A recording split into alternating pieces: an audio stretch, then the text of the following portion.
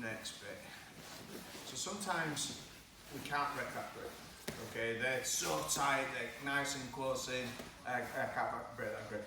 There is a bit of a patience thing to this, yeah, where I'm not winning. I am definitely not winning in this position. So I have to be really careful. My movements have to be precise and calculated, because if I just start grabbing the toes, he's going to start strangling me. If I start trying to force it and the hand slips, he's strangling me.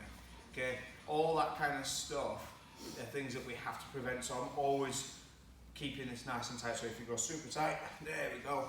Yeah, I know that with Jay, this is definitely a patience game. So I might have a quick look at the clock and go, fuck, I've got 5 minutes of this. And sometimes it is 5 minutes of it, yeah. But I'm defending my throat and I'm making sure I'm not getting choked. It does help once you get to here to fall to that side, because there are other things which we can start doing. Okay, but this sometimes works where you shrug your shoulder, even though he's got the grip, and then force both arms across. Doesn't always work.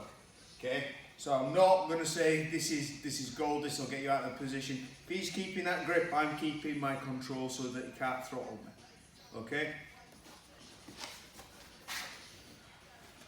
So we'll have a look at that scenario.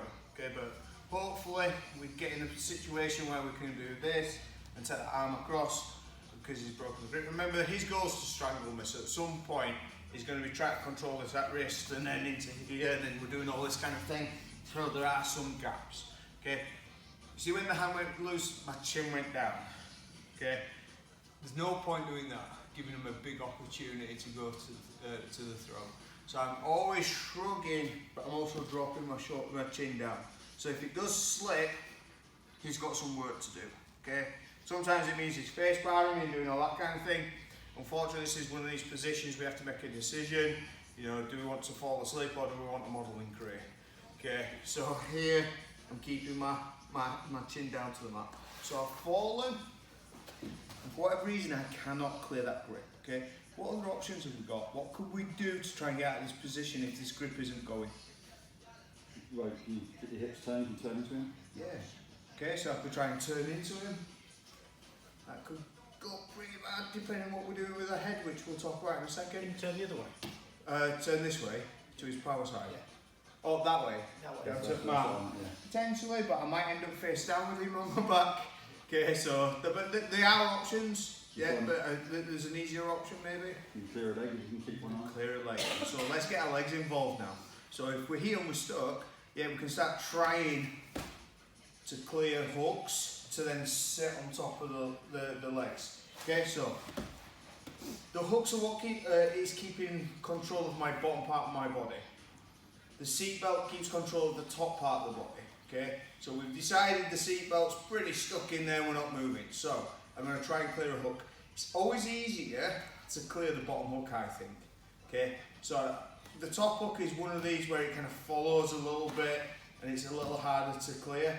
But the bottom hook tends to be a little bit easier, and that's because we can put some pressure on the thigh, which is what we've done because we've fallen the correct side. So, yeah, to here, you keep it, that's it. So he tries to keep that hook, bringing that knee into the gap. Okay, and then from here, sit on top of the leg, and now we start trying to get out and go into this position. Okay, so let's just have a go at that. Try and clear that bottom hook, the side that we've fallen, and then start sitting our ass out eventually. Okay, keep that seatbelt nice and tight so it's all bottom that's doing the work. Okay, give it a go. 1, 2, 3.